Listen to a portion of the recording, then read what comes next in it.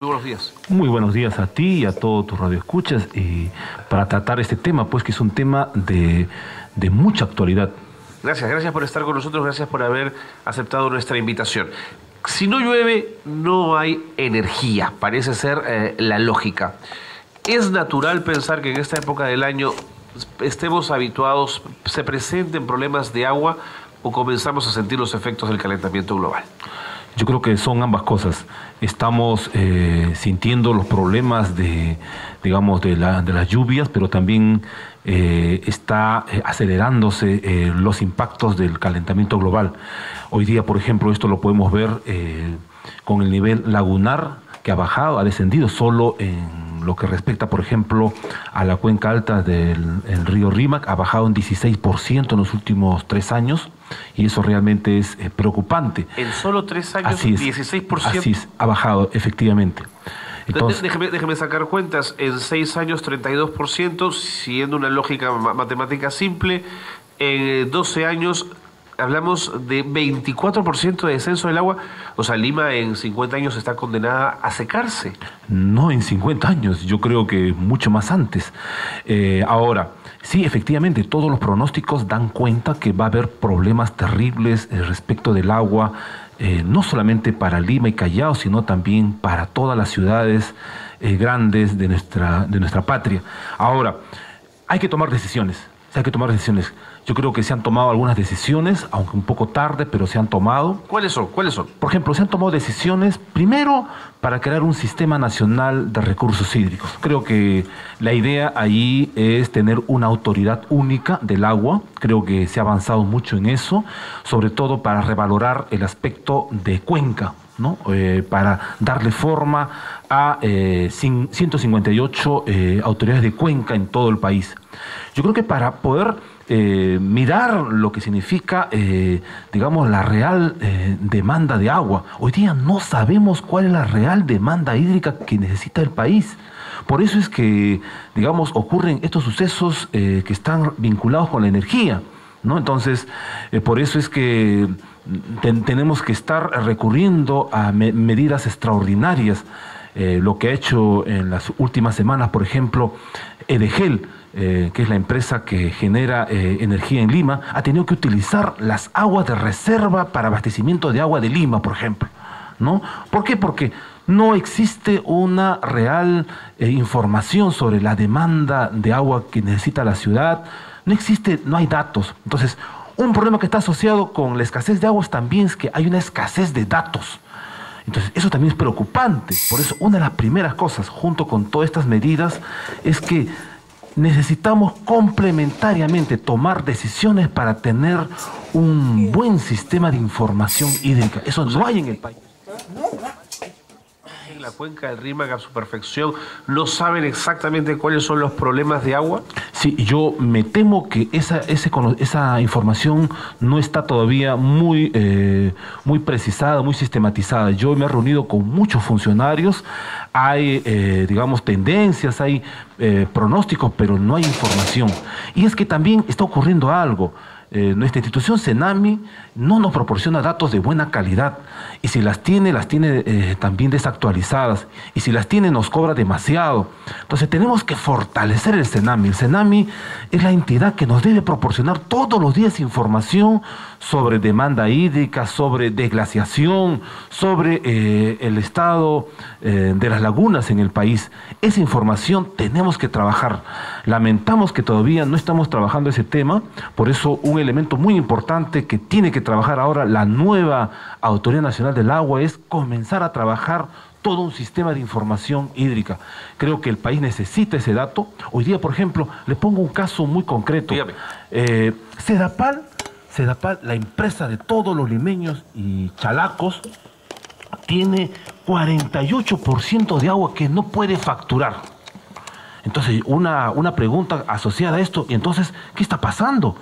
¿Dónde está esta agua que Sedapal no puede facturar? Permítame ser abogado del diablo.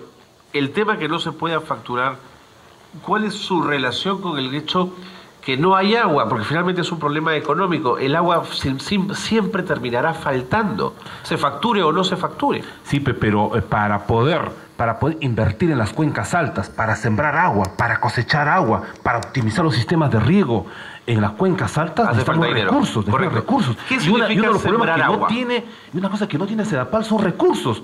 Alan García, en su discurso del año pasado, prometió devolver el 19% que pagan las familias usuarias a las empresas de agua, y hasta ahora no se concreta, con la cual las empresas tienen que hacer lo poco que pueden hacer y para poder subsistir. Señor Franco, yo le voy a decir, los premios que tiene Sedapal a nivel internacional, franceses, holandeses, tienen que ver con que hacen milagros para darnos agua potable en las condiciones en las que está esa cuenca, la cuenca del río Rímac. Pero ¿cómo obtenemos más agua? Usted dice sembrar agua, ¿qué significa? Sí, es una palabra que hoy día estamos trabajando con muchos especialistas. La necesidad es dar la mirada a la cuenca alta, allí donde se produce el agua, allí donde se genera el agua. Tenemos que trabajar ahí, tenemos que, por ejemplo, tenemos que atrapar agua en los cerros. Hoy día hay tecnologías ancestrales que con zanja filtrante se atrapa agua en los cerros.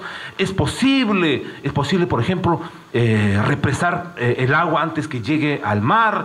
Es posible, por ejemplo, en Junín, hace 2 años se ha practicado, por ejemplo, esto de poder hacer nevar. También se puede hacer nevar aquí en el Perú. Es posible, claro. Es posible cristalizar las nubes frías con nitrógeno líquido. Eso es posible. Otros países lo hacen todos los días para poder tener agua y darle, vida a toda la industria y todo el aparato productivo. Es posible, pero tenemos que trabajar en las cuencas altas. Entonces, para eso también salió otro decreto legislativo muy importante que señala la necesidad de promover lo que se llama los servicios ambientales. Eso significa que necesitamos valorar lo que se está haciendo en las cuencas altas, lo que significa apoyar estos esfuerzos para pagar a estas comunidades que están en cuencas altas para que cosechen agua, para que siembren agua en las partes altas. Eso es posible hacerlo. ¿Son proyectos muy caros? No son caros.